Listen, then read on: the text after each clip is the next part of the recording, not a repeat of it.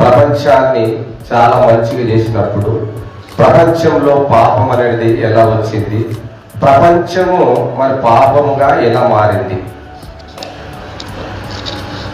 దేవుడు ఈ సృష్టిని చేసినప్పుడు మరి అందమైన ప్రపంచాన్ని, అందమైన ఈ లోకాన్ని, అందమైన ఈ ప్రకృతిని చేసినప్పుడు చాలా మంచిగా ఉన్నదని చెప్పిండు మనం. అలాంటిది ఈరోజు ప్రపంచ ప్రజల్లోని చూస్తే, ప్రపంచ దేశాల్లో చూస్తే, ఆ రాష్ట్రాలలో ఆ దేశాలలో చూస్తే నెమ్మది లేదు. పాపం విషయంలో ముందుకు వెళ్ళినట్టు చూస్తున్నాం. మరి దేవుడు ప్రకృతిని ఎలా చేసిండు? ఆదికాండము ఒకసారి చూద్దాం. ఆదికాండము 1వ అధ్యాయం 31 చదవండి ఒకసారి.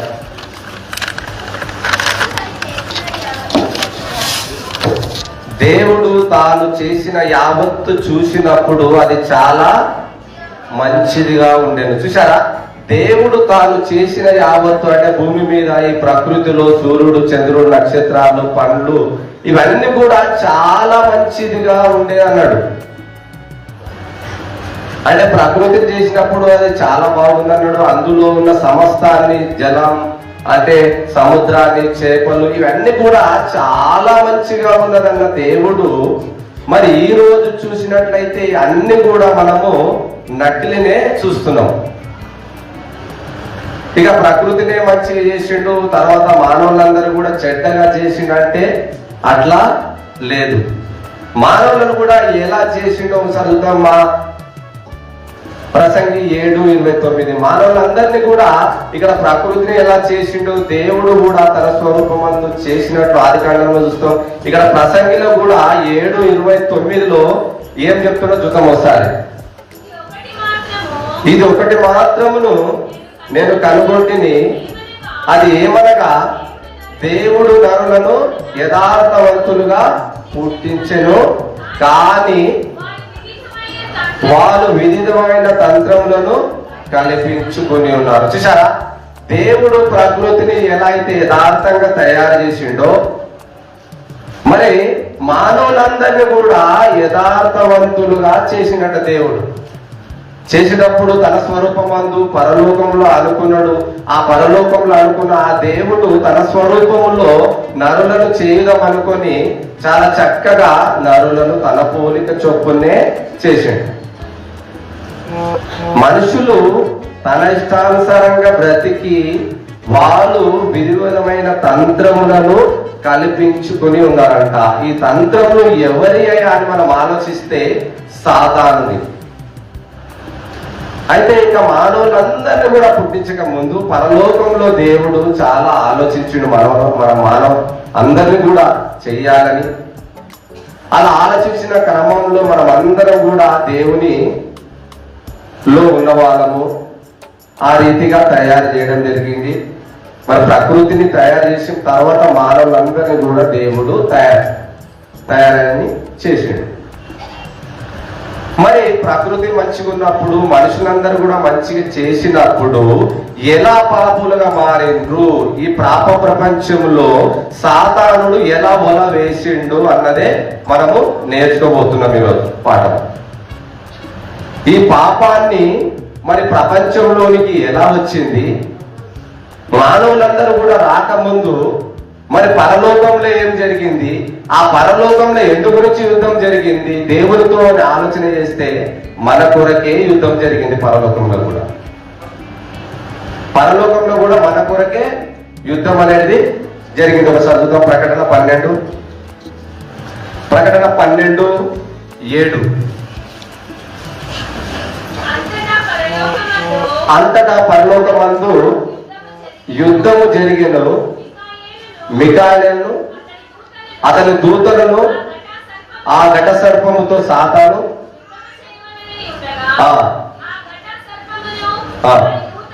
వారి దూతలను యుద్ధము చేసిరి గాని గెలవలేక పోయిరి. చూసారా? ఎప్పుడైతే సాతాను అంత ఒక సైన్యాన్ని ఏర్పాటు చేసుకున్నాడు పరలోకంలో, యుద్ధానికి వెళ్ళాలంటే సైనికులు ఎలా తయారు చేసుకుంటాం మనము. ఒక సినిమాలో మరి అనేకులు ఈయనతో కొట్లాడాలి అంటే చివరిగా చనిపోతాడు అసలైన గుండా. వీళ్ళని.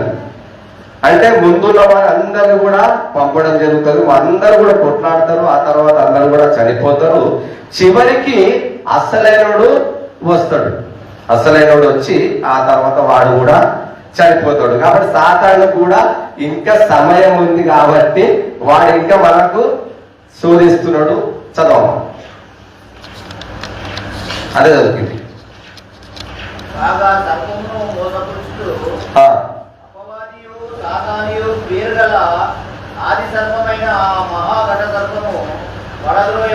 పడద్రోయబడేను. చూసారా, ఆది సర్పమును ఘట సర్పమును అంటే ఇవన్నీ కూడా పేర్లు అపవాదికి. వెలుగుదూత వేషము కూడా వాడు వేసిండు. సమాజంలోనికి వచ్చినప్పుడు వాడు వెలుగుదూత వేషం కూడా వేసి, సేమ్ దేవుడు వెలుగై ఉన్న ప్రకారమే వీడు కూడా వెలుగుదూత వేషం వేసి ఇదిగో మన మధ్యకు దిగి వచ్చిండు. అయితే ఎప్పుడైతే అక్కడ పరలోకంలో యుద్ధం ఎందుకు జరిగిందంటే, సింహాసనం మనం అందరం కూర్చోవాలని, ఈ భూమి పైన మనం అందరం వస్తున్నామని తెలిసి, భూమి మీద తయారు చేస్తున్నాడు దేవుడు అని తెలిసి, అప్పుడు ఒక చెడు ఆలోచన పుట్టింది. ఏంటి, నాకు ఇంత సేవ చేసిన నాకే సింహాసనం ఇయ్యలేడు, తన గర్భంలో పుట్టిన వారందరూ కూడా ఎలా సింహాసనం ఇవ్వబోతున్నాడు, ఆ సింహాసనం నేను దక్కించుకోవాలని వాడు ఒక సైన్యాన్ని తయారు చేసుకొని ఇక్కడ దేవునితో యుద్ధానికి వెళ్ళిపోయాడు. యుద్ధంతో చేసిండు కానీ యుద్ధము గెలవలేకపోయింది. కాబట్టి ఇదంతా కూడా అపవాది భూమి మీదకి ఒకేసారి ద్రోయపడ్డాడు. చూద్దాం అది కూడా ఒకసారి యెషయా గ్రంథం 14:12 చూద్దాం ఒకసారి. వాడు ఆకాశం నుంచి ఎలా పడ్డాడు, ఏం అనుకుంటే పడ్డాడు, భూమి మీదనే పడద్రోయపడ్డాడు. చూద్దాం ఒకసారి. తేజో నక్షత్రమా, వేకో చుక్క, నువ్వెట్లు ఆకాశం నుండి పడితివి, జనములను పడగొట్టిన నీవు నేల మట్టుకు ఎట్లు నరకబడితివి. చదువు. నేను ఆకాశంలోకి ఎక్కిపోదును, నా సింహాసనం హెచ్చించుకుందును,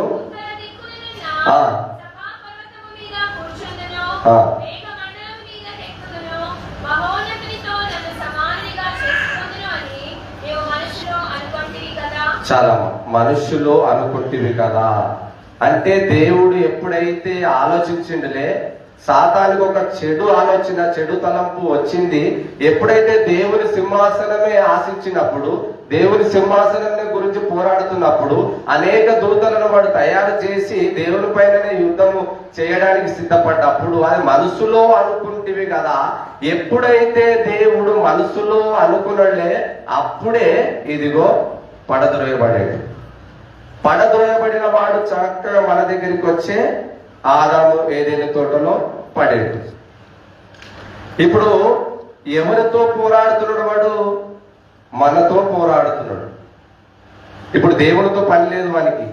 మనుషులమైన తన స్వరూపంలో పుట్టిన మనం అందరితోనే పోరాడుతున్నాడు వాడు. వానికి దక్కని పరలోకము ఎవరికి కూడా దక్కకూడదన్నదే వాని ప్రణాళిక. కాబట్టి ఆది నుండి వాడు మోసగిస్తూనే ఉన్నాడు. ఆదమమ్మల దగ్గరికి వెళ్ళిండు, అక్కడ మోసం చేసిండు. తర్వాత అనేకులు అలా గర్భంలో వచ్చిన ప్రతి ఒక్కరు కూడా మోసం చేస్తూనే వచ్చేసిండు. పాప ప్రపంచంగా దేవుడు నరులను యథార్థవంతులుగా పుట్టిస్తే పాపులుగా మార్చిండు. ప్రకృతినంతా మంచిగా చేసినప్పుడు ప్రకృతిని కూడా నాశనానికి ఈరోజు తెచ్చిపెట్టాడు. ప్రకృతిలో ఏది తిందామన్నా, ఏది తాగుదామన్నా అన్ని కూడా నకిలీనే చూస్తున్నాం మనం. ప్రతిది కూడా ఒక యాపిల్ పండు వాడు విత్తనాలు హైబ్రిడ్ విత్తనాలు ఇస్తేనే ఈరోజు. ఒకప్పుడు ఒక మామిడి పండు అది తిన్న తర్వాత దాంట్లో వచ్చిన దాన్ని తీసుకుపోయి పాతి పెడితే మామిడి పండు చెట్టు అయ్యేది. కానీ ఈరోజు ఒకే వారి దగ్గర విత్తనాలు కొనాలి, ఆ కొన్న విత్తనాలే తీసుకుపోయి పాతాలి, అప్పుడు అవి ఫలాలు ఇస్తాయి. అలా తయారు చేసిండు. అంటే మనిషి ఒరిజినల్ కు డూప్లికేట్ అనేది తయారు చేసిండు. ఎందు గురించి ఇవన్నీ తయారు చేసినంటే మనుషులు జల్దీ చనిపోవాలి, జల్దీ వాడు సాతానుకు మనం అందరం కూడా మన అంచెలు కావాలని ఆడు ఆదిలోనే చేసిండు. దేవుడు తాను చేసిన యావత్తు చూసినప్పుడు అది చాలా బాగుండేను. ప్రకృతి ఎంతో కాలుష్యం ఏమి లేదు, అప్పుడు చాలా అందమైన పంటలు, అందమైన మరి ప్రకృతి, అందమైన ఎలాంటి రోగాలు లేకుండా చాలా దేవుడు అందంగా తయారు చేస్తే, ఎప్పుడైతే సాతానుడు వచ్చి మనుషులను చెరిపేసిన తర్వాత ప్రకృతిని కూడా దేవుడు శపించేసిండు. అప్పటి నుంచి అంత కూడా మోసమే జరుగుతుంది. ఇకపోతే సాతానుడు మనకున్న ఆలోచన, మనకున్న తలంపులు ఎలాంటి అని మనం ఆలోచన చేస్తే, వాడు ప్రపంచం అంతా కూడా వల వేసి మనుషులందరూ కూడా వాని రెక్కల కిందికి, వాని వలలోనికి రావాలని ఆశపడుతున్నాడు. అయితే మనం అందరం దేవుని పిల్లలమైనప్పుడు దేవుని మాట వినాలి, దేవుని ప్రకారం మనం అందరం బ్రతకాలి. కానీ వాని మాట వింటున్నాం, వాని దిక్కే వెళ్ళిపోతున్నాం అంటే వానికి ఉన్న ఆలోచనలు ఇలాంటివి చూద్దాం. యోహాను సువార్త 8:44 చదవండి ఒకసారి. యోహాను సువార్త 8:44.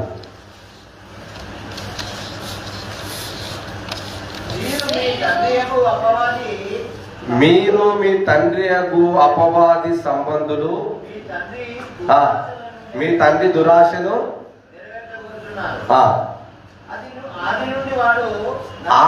ఆది నుండి వాడు నరాంతకుడై ఉండి సత్యమందు నిలిచిన వాడు కాదు, వారిలో సత్యం అసలే లేదు. చూసారా, ఆది నుండి వాడు నరాంతకుడు. అంటే సాతాను పేర్లు ఎలాంటివి ఉన్నాయంటే, వాడు నరాంతకుడు, దుష్టుడు, అపవాది, ఘటసర్పము, వెలుగుదూత, సాతానుడు, వానికి కూడా చాలా పేర్లు ఉన్నాయి. పేర్లు ఒక వ్యక్తి, నేరం చేసిన వ్యక్తి పేర్లు మార్చుతా ఉంటాడు.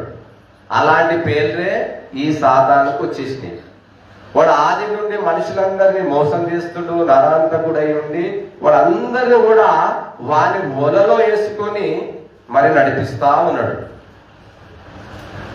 మరి వాడి వలలో చాలా మట్టుకు వాడి వలలో ఉన్నారు, సాతాను వలలో ఉన్నారు. కానీ ఇంకా సమాజానికి ఇంకా అర్థమైపోతలేదు ఎక్కడున్నాం మేము అనేది. చూద్దాం ఒకసారి.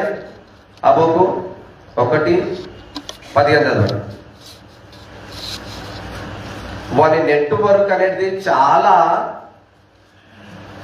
ప్రభావం చూపెడుతుంది ఈరోజు సమాజానికి. అబోకు 1:15 ఒక వచ్చింది చదవండి. వాడు గాలము వేసి మానవులందరినీ గుచ్చి లాగి ఉన్నాడు. చూసారా, మానవులందరినీ, ప్రపంచంలో ఉన్న వారి అందరినీ కూడా గాలము వేసి లాగి ఉన్నాడు. గాలం వేస్తే ఒక చేపకు వెరగట్టి ఇలా గాలం వేస్తే ఒకే చేప పడుతుంది, కానీ వల వేస్తే అనేకులు పడతారు. ఇప్పుడు వాడు వలను అల్లుతున్నాడు.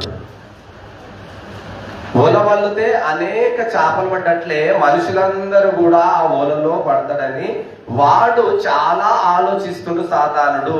సాతానుకు ఒక చక్కటి విషయం ఏంటంటే, సాతానుకు వాడు వల అల్లినట్లే సాలెపురుగు, మనందరికి తెలుసు కదమ్మా, సాలెపురుగు అంటే స్పైడర్ మ్యాన్. మన దిక్కు తక్కువ ఉంటాయి కానీ స్పైడర్ మ్యాన్, సాలెపురుగు అనేది సాతానుకు సాలెపురుగు చాలా దగ్గర సంబంధం ఉంది. వాటి సాలెపురుగు కూడా 84 లక్షల జీవరాశులకు అన్నిటికంటే కూడా చాలా తెలివిగా సాతానుకున్న లక్షణాలు ఆ పురుగు కూడా ఉన్నాయన్నమాట.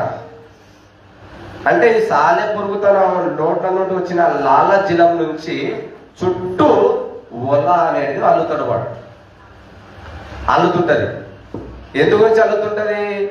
తను తాను రక్షించడానికా? కాదు, ఇతర జీవులు రావాలి, అందులో పడాలి, నేను తినాలని. ఈ పురుగుకున్న లక్ష్యం ఏంటంటే, ఒకేసారి వల అల్లినప్పుడు ఇంత పెద్దగా అల్లుతుంది. ఆ అల్లిన దాంట్లో చిన్న చిన్న పురుగులు వచ్చి ఆ వలలో చిక్కబడతాయి. రాందడివే ఈ పురుగు ఏం చేస్తా అంటే ఒకేసారి దాడి చేసి 2 కళ్ళలోనే పొడి చేస్తుంది. యూట్యూబ్లన్నా గూగుల్లోన్నా ఎక్కడైనా చెక్ చేయండి. 2 కళ్ళు పీకేస్తుంది. ఎందుకు పీకేస్తుంది అంటే మరలా త్వరగా ఒకవేళ వెళ్ళిపోవాలి ఇవన్నీ నాకు ఆహారంకు సరిపోదని 2 కళ్ళు పీకేసి అందులోనే చిక్కబడుతుంది. ప్రతి ఒక్క జీవి కూడా, చిన్న చిన్న జీవిలు. ఒక డ్రాగన్ ఫ్లై కూడా ఒక వలలో చిక్కబడుతుంది.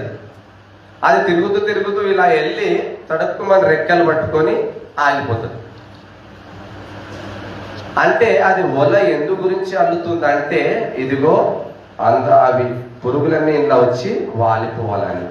మరి ప్రపంచంలో కూడా వీడు కూడా వల వలుతున్నాడు. అందరూ కూడా వీని వలలో రావాలి. వాడు ఈరోజు ప్రపంచంలో పెద్ద వల అల్లిండి ఏదయ్యా అని ఆలోచన చేస్తే ఇంటర్నెట్ అనేది చాలా పెద్ద వల ఈ ప్రపంచానికి. నెట్ పుట్టి సుమారు 18 సంవత్సరాలు అవుతుంది. ఈ 18 సంవత్సరాలలో కూడా విపరీతమైన నెట్టు. 2 రోజులు నెట్ లేకపోతే మనుషులు కూడా చనిపోయే పరిస్థితి ఉంది. 2 రోజులు నెట్ లేకపోతే కూడా మనుషులందరూ చనిపోతారు. అంతా ఎక్కువ ప్రభావము ఫోన్ మీదనే దృష్టి ఇచ్చింది యావత్ ప్రపంచం కూడా. ఈ ఫోన్ కనుక్కున్నది ఎవరమ్మా? ఈ గ్రాఫెల్ ఫోన్ కనుక్కున్నది మొట్టమొదటిసారి తన భార్యకే ఫోన్ చేసిందట, తెలుసా? అయితే ఆమె పేరే లేదు. అయితే ఆమెకు ఫోన్ చేసి ఏమన్నాడంట? హలో అన్నాడంట. ఆమె ఏమనాలి? హలో అనాలి. ఆమె హలో, ఈమె హలో. ఇద్దరు కూడా, ఇతన్ని కూడా హలో అంటుండు, ఆమె కూడా హలో అంటుంది. ఈ హలో హలో అని ప్రపంచానికే మొత్తం హలో అనేది నేర్పేది. హలో హలో హలో హలో అను, చెలో చెలో చెలో అని మనం అందరం కూడా దానికి అలవాటైపోయినాం. అంటే ఒక ఫోన్ ప్రభావం ఈరోజు పిల్లవాడికి ఇచ్చినప్పుడు వాడు సంతోషంగా ఆడుతుంటాడు, గుంజుకుంటే విపరీతమైన ఏడుపు. అంటే ఓల, ఈ ప్రపంచంలో ఓల అనేది ఈ ఇంటర్నెట్ ద్వారానే ప్రపంచంలో అందరూ కూడా 175% వాడి ఓలలోనే ఉన్నారు. 100కి 75 మంది. అది చిన్ననాటి నుండి మనము పిల్లలకు అలవాటు చేస్తే వాళ్ళ కళ్ళు దెబ్బతీస్తున్నాయి, వాళ్ళ కళ్ళు పోతున్నాయి. చిన్నపిల్లల కళ్ళకు అద్దాలు వస్తున్నాయి. ఈ నెట్ ద్వారా చాలా ప్రమాదంలోనికి మనుషులందరూ పోతున్నారు. ఈ నెట్ అనేది చాలా ప్రమాదకరమైంది. ఒకనాడు యేసు ప్రభు కూడా ఒకే నిమిషంలో ఏమేమి చూపెట్టింది చూద్దాం ఒకసారి. లూకా సువార్త 4:5. వాడు ఈ రోజు నెట్టు పుట్టి 15 సంవత్సరాలు 18 సంవత్సరాలు అవుతుంది, కానీ వాడు ఒకనాడు ఆ రోజే నెట్వర్క్ అనేది భూలోకం అంతా ఎలా చూపెట్టిండో చూద్దాం ఒకసారి. లూకా సువార్త 4:5. అప్పుడు అపవాది ఆయనను తీసుకొని భూలోక రాజ్యములన్నిటినీ ఒక్క నిమిషంలో ఆయనకు చూపించి ఈ అధికారమంతయు ఈ రాజ్యంలో మహిమయు నీకిత్తును, నాకు అప్పగింపబడి ఉన్నది. ఏమని చెప్తుడు సాతానుడు? యేసు ప్రభు ఎంత అమాయకంగా ఉంటుండంటే సాతాను ఒకే నిమిషంలో ఈ భూలోక రాజ్యాలన్నీ కూడా చూపెట్టి ఒకే నిమిషంలో చూపెట్టిండు అంత నెట్వర్క్. ఆ రోజుల్లో 2000 సంవత్సరాల కిందనే వాడు భూలోకం అంతా ఒక్క నిమిషంలో చూపెట్టిండు. ఈ రోజు మనం నెట్ లో కొడితే ఒక దేశం చూస్తాం ఒక నిమిషంలో, లేదా మరొక నిమిషంలో మరొక దేశం చూస్తాం. కాబట్టి భూలోక రాజ్యాలు అన్ని చూపెట్టి ఇవన్నీ కూడా నాకు అప్పగింపబడి ఉన్నవి. నువ్వు ఎప్పుడైతే నాకు సాష్టాంగపడి నమస్కరిస్తావో ఇవన్నీ కూడా నేను ఇవ్వకూడదు. నేను ఎవరికి ఇవ్వాలనుకుంటే వాళ్ళకి ఇస్తాను. యేసు ప్రభువును తీసుకొని వెళ్ళిపోయాడు సాతానుడు. యేసు ప్రభు వాడు చెప్తున్న మాటలన్నీ కూడా చాలా వింటున్నాడు, అమాయకంగా వింటున్నాడు. ఇప్పుడు వీరో ఎవరు? సాతానుడా యేసుక్రీస్తా అని ఆలోచన చేస్తే వీనికి యొక్క అధికారం ఉన్నట్లు మాట్లాడుతాడు యేసు ప్రభు దగ్గర.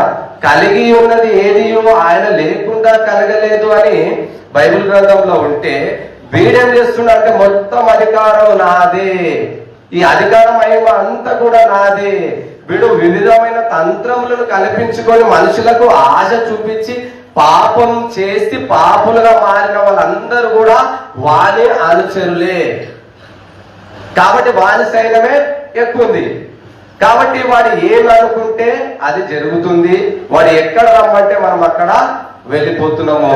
కాబట్టి ఈ నెట్వర్క్ లో ఎక్కువ శాతం దేవుని వాక్యం వినేటంటే వినాలి, ఫోన్ లేకపోతే పక్కకు పడేస్తేనే ఆరోగ్యమైనది చాలా బాగుంటుంది. ఎందుకంటే నేను కూడా అలా పోయి ఎన్నో సర్చ్ చేసి యూట్యూబ్ ఆ గ్రాఫిక్ ఈ గ్రాఫిక్ సర్చ్ చేసి నా సెట్టింగ్ కూడా కథమైనకి వచ్చాం.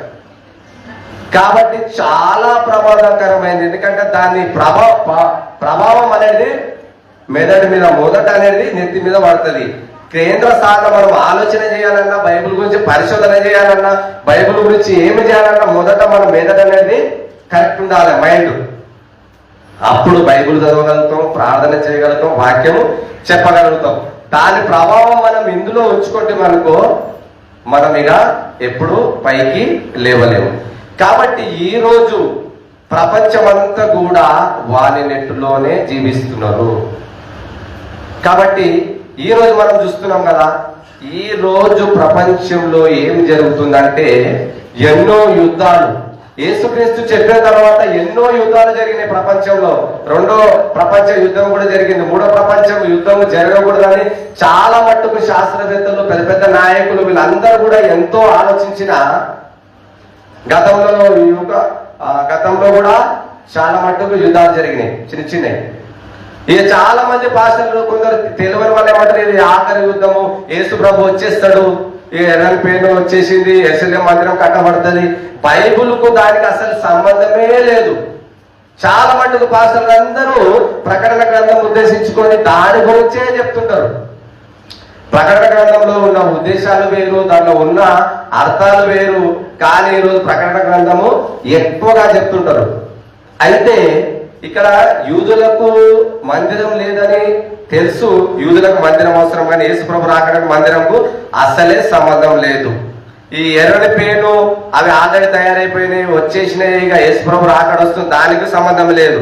మరలా 666 ముద్ర ఆఖరణ వాడు వేస్తాడు అందరికీ అని అదొకటి. లేదా మనిషి లోపల చిప్పు పెడతాడంట. మనిషి లోపల చిప్పు పెడితే మనం ఎక్కడ ఉన్నా కూడా వానికి తెలుస్తుందంట. అయితే ఇప్పుడు ఉన్నవాడు సాధారణుడు కాదా? ఆది కాండంలో వచ్చిన వాడు సాధారణుడు కాదా? మరి సాధారణుడు ఆకరణ వస్తాడు. ఇప్పుడు భూమి మీద ఏదో సాధారణుడు లేదన్న వాడు ఎవరిని మింగున్నా అంటే గర్తించు సింహం వాళ్ళే ఎవరిని మింగున్నా 24 గంటలు డ్యూటీ చేస్తూ వాడు మన మధ్యనే తిరుగుతుంటే, మనకందరు కొట్లాట పెట్టుకుంటే, ఒక దేశం అంటే ఒక దేశం పడకుండా ఇవన్నీ యుద్ధాలు చేస్తుంటే వాడు ఆకరణ వస్తాడు, ఇప్పుడు రాడు. సాతానుడు ఎప్పుడు వచ్చిండు చూద్దాం ఒకసారి. వాడు ఎప్పుడు వచ్చిండు? లూకా సువార్త. అసలు ఇక్కడ దయ్యాలు వేరు, దయ్యం వేరు. లూకా సువార్త 10-17 చదువుతారు ఒకసారి. అసలు సాతానుకు దయ్యాలకు ఎలాంటి పొత్తుంటో చూద్దాం ఒకసారి. ఆ 70 మంది శిష్యులు సంతోషంతో తిరిగి వచ్చి, ప్రభువా, దయ్యములు కూడా నీ నామమున మాకు లోబడుచున్నవని చెప్పిరి. చదవం. ఆయన సాతాను మెరుపు వల్లే ఆకాశం నుండి పాడుట చూచి తిని. ఇక్కడ దయ్యం వేరు, ఇక్కడ అస్సలైన మెరుపు వలె ఆకాశం నుంచి పడుట చూసిన అంటే వీడు ఆది ఘట సర్పము. ఆదిలో ఆదమ్మ దగ్గరికి వచ్చిన వాడు, పరలోకంలో యుద్ధం చేసిన వాడు వీడు ఘట సర్పము. మనం ఏం చేస్తున్నాము? దయ్యాలనగానే ఏదో యేసునామంలో దయ్యాలు వెళ్ళిపోతున్నాయని మనమందరం అనుకుంటున్నాం. వాడు యేసు ప్రభుకే ఈ భూలోకం అంతా కూడా చూపెట్టి ఇవన్నీ కూడా నాకు అప్పగించి ఉన్నది అంటున్నాడు. యేసు రక్తము అనగానే దయ్యాలు వెళ్ళిపోతే మనము ఇంత వాక్యం చెప్పి, ఇంత కష్టపడి, ఇంత ప్రార్థన చేసి ఇవన్నీ ఎందుకు? వాడు అపవాది ఆ రీతిగా వచ్చి ఈరోజు మానసికంగా రోగులు వచ్చినా దయ్యాలు పట్టినాయని బోధిస్తున్నారు చాలా మట్టుకు. అంటే డూప్లికేటు ప్రపంచంలోనికి దిగిపోయినరు. అంటే సత్యం చెప్పే వాళ్ళు ఒక గుంపు ఉన్నారు, అబద్ధం చెప్పే వాళ్ళు మరొక గుంపు ఉన్నారు.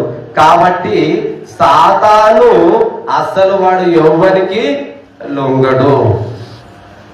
వాని ఆయుష్ అంతా కూడా వాక్యంలోనే ఉంది. మన వాక్యంలో ఎంత బలపరిస్తే వాడు మన దగ్గరికి అంత రాడు. ఈ దయ్యాలు ఈ రోజు పడితే రేపు వెళ్ళిపోతాయి, ఈ రోజు పడితే రేపు వెళ్ళిపోతాయి. ఈ దయ్యాల గురించి మీరు ఆలోచన చేయకండి. పరలోకమందు మీ పేర్లు రాయబడ్డాయో లేదో అది సంతోషించండి అని యేసుక్రీస్తు అక్కడ శిష్యులతో చెప్తున్నాడు. దయ్యాలు కూడా మనం వెళ్ళగొట్టారు 12 మంది శిష్యులు. మీరు దయ్యాలు వెళ్ళిపోతున్నాయని సంతోషించకండి, పరలోకమందు మీ పేర్లు రాయబడ్డాయని మీరు సంతోషించండి అని అంటున్నాడు. సాతాను అపవాది ఘట సర్పము ఎవరిని మింగున్నా అనే వాడు వెతుకుచ్చు తిరుగుచు మన మధ్యకే దిగి వచ్చిండు. వాడు ఎప్పుడు వచ్చిండు అంటే ఆదిలోనే వచ్చిండు. అయితే ఆఖరణ వస్తాడు వాడు 666 ముద్ర వేస్తే 666 ముద్ర దాని గురించి చెప్పాలంటే చాలా టైం పడుతుంది. దానికి చాలా పెద్ద అంశం. ఈ చిప్పు కూడా ఇది బైబిల్లో లేదు, 666 కూడా లేదు. మనుషులో వాడు ఎప్పుడో మనుషులందరికీ కూడా వేసేసిండు ముద్ర. ఆ ముద్ర ఆఖరణ వచ్చినప్పుడు వాళ్ళు అక్కడ కొంతమంది ఉంటారు. మన మిగతా సంగతి ఏంటి? ఇప్పుడు మనం అందరం కూడా పరలోకం గురించి పోరాడుతున్నాం కదా. పరలోకం గురించి పోరాడుతున్నప్పుడు వాడు అపవాది మన మధ్య నుండి ఎవరిని మింగుతారు వాడు వెతుకుచూ తిరుగుచున్నాడు. చూద్దాం ఒకసారి 1:18-20 చదవండి ఒకసారి. వాడు ఎప్పుడు వచ్చిండు? అంత్యక్రీస్తు ఆఖరణ వస్తారంటున్నాడు కదా. వాడు ఎప్పుడు వచ్చిండు? వాడి సైన్యం ఎప్పుడు వచ్చింది చూద్దాం ఒకసారి. 1 యోహాను 18:20 2 1 యోహాను 2:18. చిన్నపిల్లలారా ఇది కడవరి గడియ, క్రీస్తు మెరుగది వచ్చింది కదా అని మీరు వింటిది కదా. ఇప్పుడును అనేకమైన క్రీస్తు విరోధులు బయలుదేరి ఉన్నారు. క్రీస్తు విరోధి యాంటీ క్రైస్ట్ అంటే క్రీస్తుకు విరోధులు. వీళ్ళందరూ కూడా మొదటి శతాబ్దంలోనే పౌలు గారు ఉన్న సమయంలోనే వీళ్ళందరూ కూడా బయలుదేరిపోయారు. అంటే దొంగ మనుషుల్లో కలిసిపోయినప్పుడు మనం గుర్తు పట్టలేము. కాబట్టి వీళ్ళందరూ కూడా అందులో కలిసిపోయారు. అంటే ఇప్పుడు మనం పబ్లిక్ లో వీళ్ళందరం ఉన్నాం. ఇలా విశ్వాసులు ఉన్నాము, అవిశ్వాసులు ఉన్నాము. లేదా పబ్లిక్ లోకి పోతే మనం విశ్వాసులము అవిశ్వాసులము తెలియదు కదా. దొంగ అందరిలో కలిసిపోయినట్లు మనుషులు కలిసిపోయాడు. అప్పుడు ఎవరికి కూడా అర్థమైతే లేదు ఎవరు ఏం సత్యం చెప్తున్నారు. అందరు కూడా ఈరోజు క్రైస్తవులు అందరూ కూడా ఎవరు చెప్పినా గుడ్డిగా నమ్మిపోతున్నారు. మరి యేసుక్రీస్తు ఏం చెప్పిండు చూద్దాం ఒకసారి. మత్తయి సువార్త 24:4 వచ్చినప్పుడు ఇప్పుడు అమెరికాలో మన ఇరాన్ లో యుద్ధం జరుగుతుంది కదా. చూద్దాం ఒకసారి. మత్తయి సువార్త. యేసుక్రీస్తు మొట్టమొదటిసారి ఆయన శిష్యులతో చెప్పుతున్న మాటలు ఏది అని ఆలోచన చేస్తే యేసు వారితో ఇట్లా నేను ఎవడును మిమ్మల్ని మోసపరచుకోకుండా చూచుకొనుడి. యేసుక్రీస్తు ఏమంటున్నామా? ఎవరు కూడా మిమ్మల్ని మోసపరచుకోకుండా చూచుకోండి అని మీరంటే మేము ఎవరు చెప్పినా పర్వాలేదు, అందరి మాటలు మేము వింటాం. ఎవరు చెప్పినా పర్వాలేదు, అందరి మాటలు మేము వింటాం. ఈరోజు మెథడిస్ట్ సంఘాలు ఎంత మంచి వాక్యాలు నేర్చుకొని వాక్యాలు చెప్పుతున్నారు పాస్టర్స్ కూడా. మరి ఈరోజు మన అనేకమైన చూసినట్లయితే అల్లర్లు, గొడవలు, ఎన్నో విధమైన బోధలు బోధిస్తున్నారు. మన దగ్గర అల్లర్లు ఉండవు, గొడవలు ఉండవు, నిశ్శబ్దంగా క్రమంగా పాటిస్తుంటాం మనం. దేవుడు అల్లరికి కర్త కాడని తెలిసి కూడా ఈరోజు చాలా మట్టుకు అల్లర్లు గొడవలే చేస్తున్నారు. అందుకు చేసి ప్రభు ఏమన్నాడు? యేసు వారితో ఇట్లా నేను ఎవడు మిమ్మల్ని మోసపరచుకోకుండా చూచుకొనుడు. మొదట బాధ్యత మీ విశ్వాసులు అందరూ కూడా ఎవడు కూడా మిమ్మల్ని మోసపరచుకోకుండా చూచుకొనుడి. చదవ. అనేకులు నా పేరిట వచ్చి నేనే క్రీస్తునని చెప్పి పనులనే మోసపరిచెదరు. చూసారా? యేసు ప్రభు రాకడానికి ముందు అనేకమైన అబద్ధ ప్రవక్తలు వస్తారని చెప్తున్నాడు యేసుక్రీస్తు. ఇవన్నీ కూడా జరుగుతాయని చెప్తున్నాడు. ఆ తర్వాత చదవమకింది. మరియు మీరు యుద్ధముల గురించి యుద్ధ సమాచారం గురించి వినబోతురు. చూసారా? యేసుక్రీస్తు చెప్పిన మాట 2000 సంవత్సరాల కింద ఈనాడు ఒకనాడు రాష్ట్రాల మధ్యన తెలంగాణ కావాలని మనం ఎంతో పోరాడినాం. జనం మీద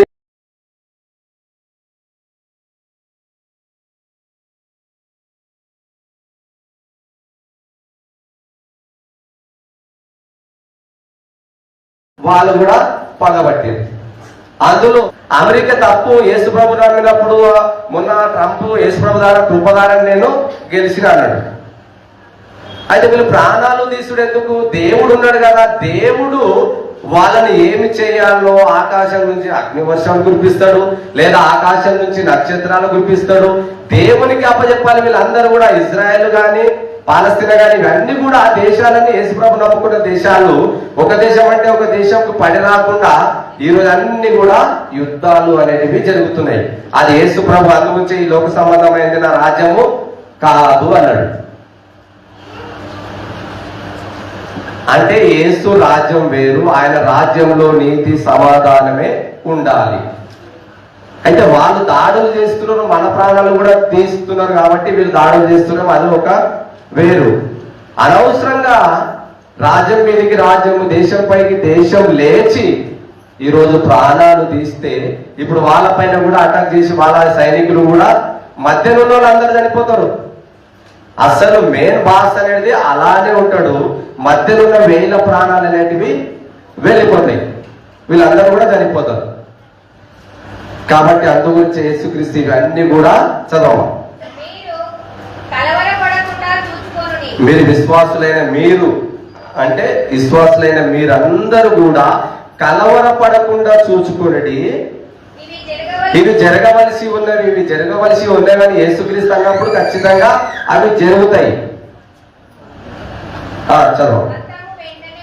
అంతము వెంటనే రాదు. చూసారా, ఇవన్నీ యుద్ధాలు చూసి అయిపోయింది, ఇక వచ్చేస్తుంది ప్రపంచ యుద్ధం, వీళ్ళందరూ చనిపోతారు, మన పరిస్థితి ఏంటి అని మీరు తొందరపడకుండి ఇవన్నీ కూడా జరగవలసి ఉన్నాయి. కానీ యుద్ధాలు జరుగుతాయి, బాంబులు వేస్తారు, అందరు వేస్తారు, కానీ అంతం ఎవరి ద్వారా వస్తుంది తెలుసా?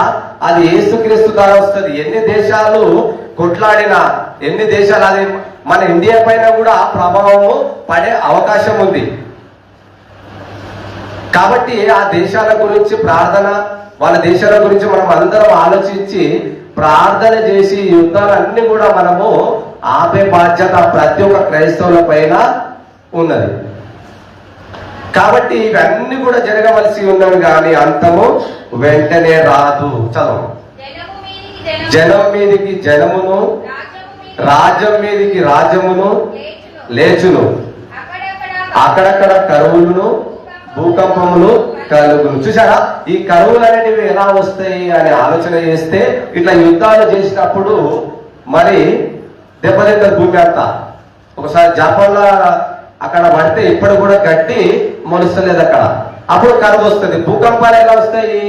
యేసు ప్రభు మాట వలన భూకంపాలు అనేవి కలుగుతాయి. అంటే యేసు ప్రభు ద్వారా కూడా ఇక్కడ నష్టం జరిగే అవకాశం ఉంది, వీళ్ళు కూడా నష్టము చేసే అవకాశం ఉంది. చదవము. ఇవన్నీ వేదనలకు ప్రారంభం మాత్రమే. అప్పుడు జనులు చూసారా, ఇవన్నీ జరిగిన తర్వాత యేసు ప్రభువును నమ్ముకున్నందుకు, యేసు ప్రభువును విశ్వసించినందుకు మనుషులను వెంటాడి ఒక సమయం వస్తుంది. ఆ సమయమున ఎంతో మంది మొదటి శతాబ్దంలో క్రైస్తవులను అలానే చంపారు, ఇంకా ఎందరో చంపుతారు. అవన్నీ కూడా మామూలు, ఇవన్నీ కూడా జరగవలసి ఉన్నవి, జరుగుతాయి. సాతాను ఈ ప్రపంచము నాశనానికి నడిపిస్తున్నాడు. అంటే ఈ ప్రపంచం అంతా దేవుడు అందంగా తయారు చేసినప్పుడు, ఈ ప్రపంచంలో ఉన్న ప్రతిదీ కూడా చాలా చక్కగా చేసిందని యావత్ చూసినప్పుడు, నరులను దేవుడు యథార్థవంతులుగా పుట్టించినప్పుడు మరి మనుషులందరూ కూడా చెడిపోయి చెడు మార్గంలో వెళ్ళి బాంబులు తయారు చేసి ఒక దేశం పడకుండా వీళ్ళందరూ కూడా నాశనానికి వెళుతుంది.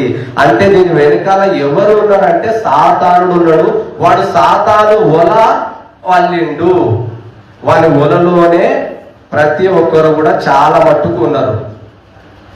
మనం అనుకుంటున్నాం ఇంకా సాతానుడు లేడు, ఇక సాతానుడు ఆఖరణ వస్తాడు అని మనం అనుకుంటున్నాం. కానీ సాతానుడు ఎవరిని మింగున్నాడు 24 గంటలు వెతుకుచు మెలకువతో తిరుగుతున్నాడు.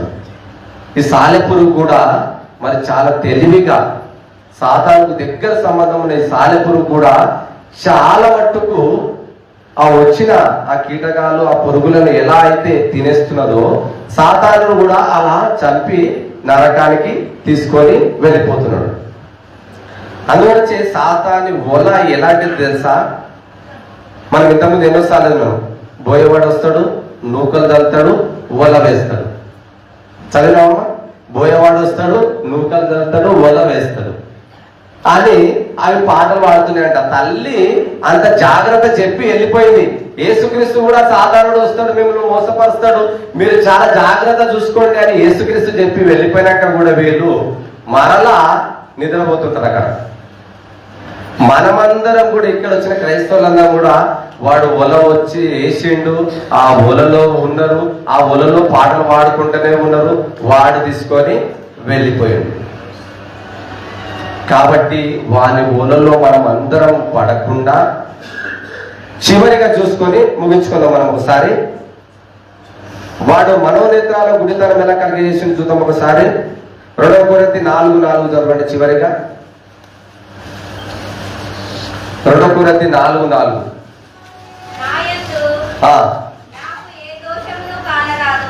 2 కొరింథీ 4 దేవుని స్వరూపి అయి ఉన్న క్రీస్తు మహిమను కనపరచు సువార్త ప్రకాశము వారికి ప్రకాశించకుండానట్లు నిమిత్తము ఈ యుగ సంబంధమైన దేవత అవిశ్వాసులైన మనోనేత్రాలకు గుడ్డితనము కలగజేసిందట. చూసారా? ఈ సాలెపురుగు ఎప్పుడైతే వచ్చి అటాక్ చేసిందలే 2 కళ్ళు బిగించినట్లే అపవాది కూడా ఇదిగో అనేకమైన అవిశ్వాసులకు గుడ్డితనము కలగజేసేసిందట. ఈ గుడ్డితనం కలిగజేసేస్తే ఇక చీకటి రాజ్యంలోనికే వెళ్లాల్సింది. కాబట్టి మనం అందరం కూడా పరలోకానికి వెళ్ళడానికి ఇక్కడ వచ్చినాము. పరలోకం బాటలు నడవాలి, పరలోకం కొరకు మనం అందరం బ్రతకాలి. సాతానుడు ఇప్పటికి వాడు బహుగా క్రోధం గలవాడై మన మధ్యకి దిగి వచ్చి ఉన్నాడు. వారి తంత్రంలో అంతా మనం అందరం తెలుసుకొని వెళ్ళవేళ దేవుని కోసం మనం అందరం బ్రతకాలని ఈ చిన్న వాక్యాన్ని దేవుడు దీవించి ఆశ్రయించాలని కోరుచు ఈ సమయాన్ని మా యాగారికి అప్పచెప్తున్నా. మరి చక్కని ఆ వాక్యాన్ని అందించిన ఈ రాజు ప్రత్యేక వందనాలు. మరి చాలా క్లుప్తమైన సందేశము, మరి మార్గమైన సందేశము. నిజంగా సాధారణ మరి మనుషులపై ఎలాంటి ప్రభావం కలిగి ఉంటున్నారు, మరి మనుషులు